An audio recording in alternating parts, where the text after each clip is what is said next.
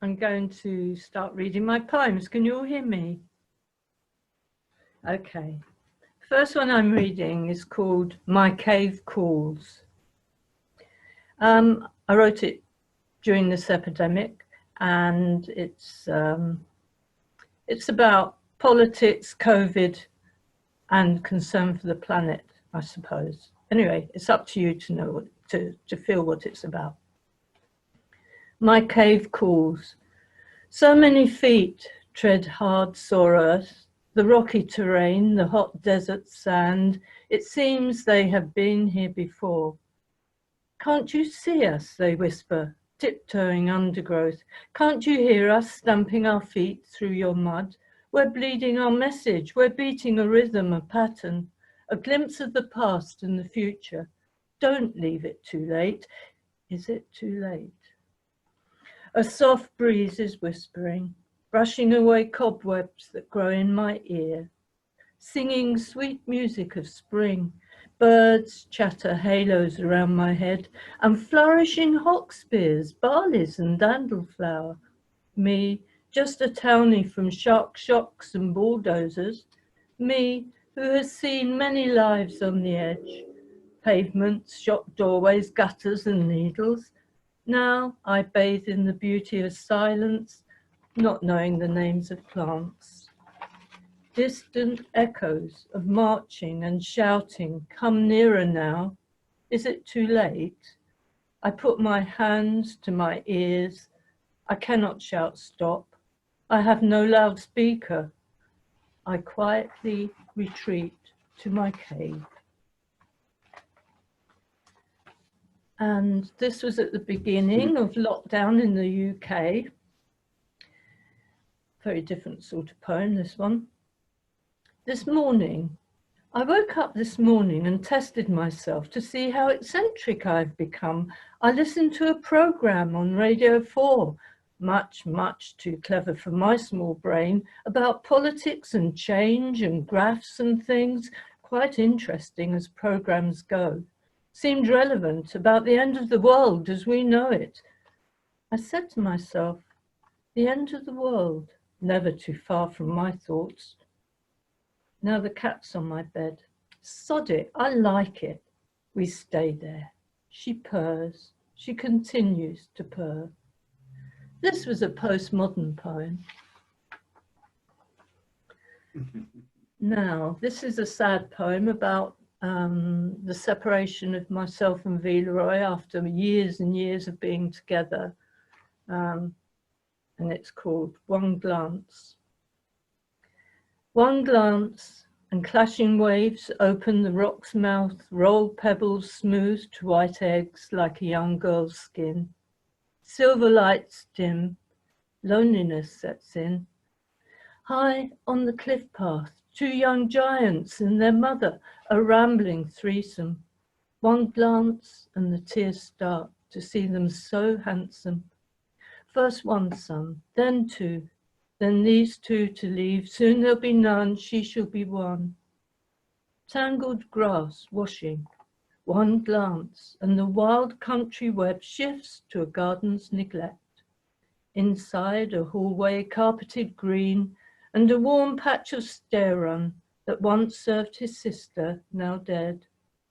All they had shared. They had reared till their bodies, wearied from nursing complaints, said, enough. One glance and the tears fell. Whew.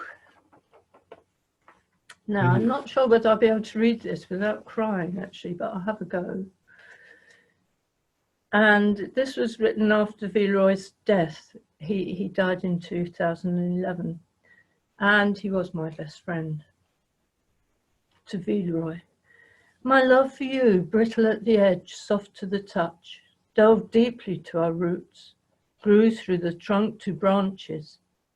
My love for you still grows outward, flourishing. After you died, you looked down from a picture in space, just at the side of an eye, and you said, I had wished I had done it differently. You did it how you could. I love you anyhow, anyway, from anywhere you lived it. You are my partner in crime and creativity. You were my husband in passion and worship. You are the father of my sons. And now, bus ride. My rocky ride through life. Bus ride. Left like a bundle of rags on the floor of a bus, so shaken were you. Slow life crosses your face, eyes puff from the battering shh, the madness is gone. My arms a cradle for you softly. Left like a bundle of rags on the floor of a bus, so shaken were you. Look, we've come to a stop. Shall we get off here? Continue the journey later. Take your time, there's no rush. This trip goes on forever. Left like a bundle of rags on the floor of a bus, so shaken were you. Let's lift you now. Now, such light, this autumn bright, shaking me through deep holes in the road, still visiting places, over again, many past journeys into dark spaces, a working life witnessing others, now just for me and for those that I love, as we dip into madness over again, tortuous delusions. I was left like a bundle of rags on the floor of a bus. I was so shaken. And I told myself this journey lasts forever, not knowing the truth, just guessing. Let's get off now, I said. So we did, and continued the journey later. Now in that light, whiter and bright of autumn sun, in special places, rag shaken, still travelling and stopping, I lift me now. So, this is a light one. My cat had very golden coloured eyes, and she had a horrible accident just recently, and I wrote this poem, which is a very strange poem to come from it, but it's called Heart of Gold. My heart in a casket encased like gold, my heart is imprisoned, it hurts. If it's not careful, it might hurt you too. Shall I open the casket, let gold crumble to dust, see glittering particles clouding the sky with golden wings, looping and laughing into grey clouds? But my heart feels heavy, earthbound, enclosed in a box of clay. I must release it, let its red soil mix with the roots of trees. When I open my arms wide, my heart goes zing. Flashes of light zigzag my eyes, and I sing out my dreams to the night. My heart is tender like petals, like flowers. If I'm not careful, they might wither and die. Maybe that's good. I can be buried in petals with the red, red soil beneath me. And on my tombstone, someone can write, here she lies, and it said she had a heart of gold. Right, this is, right, there's more than one virus in the world. This is quite a heavy subject. It's called Just Say No. Tough love needs her will, it makes her ill. Tough love is simple, but also impossible. It's for heroes and heroines, and she is not one of them. She is a soft touch. Her touch is soft, like fluffed up wool. To steal herself scrapes through her soul like a scourer scratching a tear. When she says no, she cannot sleep. She feels sick in her womb to say no to her son. When she says yes, it hastens his death, feeds his habit, prolongs the agony of entangling threads that web her in, making her an accomplice to the daily crime of a life that feeds on despair. It's a catch-22 with velvet hooks, masking the truth that is hidden from view by a diaphanous veil that is weaved from love. In the end, she always says yes, and sometimes he gives her back money with such love and good intentions, and then It's then that a new leaf turns, spiraling, dancing in the autumn sunshine, till once again those fragile veins crash to the earth, and the mud and the grit, and claim for winter his bare black branches that reach for the sky and oblivion. So let's have a thank you poem. Thank you. I've decided to say thank you over again. It seems the only way. So much better than sorry. I was sorry for this, I was sorry for that. I was sorry, so very sorry, and never quite sorry enough. Now I'm glad I've recognized grief, tucked away in a ball. When it jumps, I jump, and I bring it right down to the mud. I hear jeers and cheers and camaraderie jokes. I'm pleased to be part of this game, though not at my best with the rugger, the swagger. I prefer to use skill, the swift slate of foot to dodge past the post. But I bring my grief down with a tackle. It's not playing dirty. It's getting stuck in. It's getting used to the earth and the sweat and the grime and the thank you. Yeah, there's lots of football in my family. So now this is about my mother's death. A little enigmatic poem, perhaps. It's called Pressing Questions. My mother came to me, not white and wailing, but softly speaking. I worried about how you would find me dead. No need to worry, you were in your chair. I closed your mouth gently, with love and with care, and the room fell silent, and I sat with you. I wanted to know then, what's it like there? There, where you are. Where are you now? Where are you? I'm not here to tell you where I am now. It's just where I am for the moment. Sorry about this.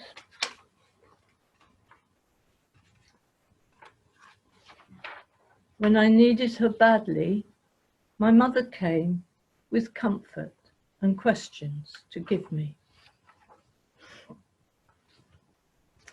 Do you know what? I think I'm coming to the end of them. Anyway, this one's called Talking with God. Go on then. One more, go on. Talking with God, like you do. I've been downhearted of late. Things not going well. I thought I'd keep safe. It would all be okay. It seems too extreme, the world on this earth. It's intruding too much. It's upsetting my trust and well-being. I did not promise perfection, says God. Just a reasonable contract, the give and the take and the give with love. Whatever your theories, believers or not, creationists, scientists, those who hazard a guess, let's just say the universe was made, and before it was made, I was in it. I agree, God, I say. It's a reasonable contract, and I could be more grateful for all that you are, give thanks every second of breathing, but I find many things seem to get in the way. I shudder and see the world falling. Sometimes I place you above the stars, following dizzily, painting my path, dabbing and splashing and trailing my thoughts, dark lines and light ones shading my way, exuberance and heartache, a balance of colour. Sometimes I raise up my fist to the sky and it falls on my head instead. I make a tunnel to crawl through. Eyes open or shut, the thickness of black extinguishes sight till a glimmer of trust and an opening sends a warm rush of air to my being. Well then, says God, a piece of advice. Test things. explore and play like sweet-smelling children. Sparks of invention have blessings. Along with problems comes sharing. Along with the sharing, the solving, it's all in the mix. But sometimes it feels not okay, I say. I am God, says God. I'm here with you always. Sometimes you talk and I listen. Sometimes I talk and you hear me. The best time is when we're together and all the words in the world are silent. My words are silent now. Thank you, Maya. Have you got a social worker in South London around you anywhere? No, it's downstairs. That's one of my favourites. Okay, so I think it's time to unmute everyone.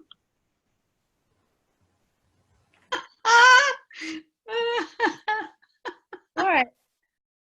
Okay, I'm going to unpin the video and I'm going to find out how to unmute everybody. Oh, wow. We can also unmute ourselves. Can you unmute yourselves, darlings? It would just save me a lot of agony. Thank you. Yes.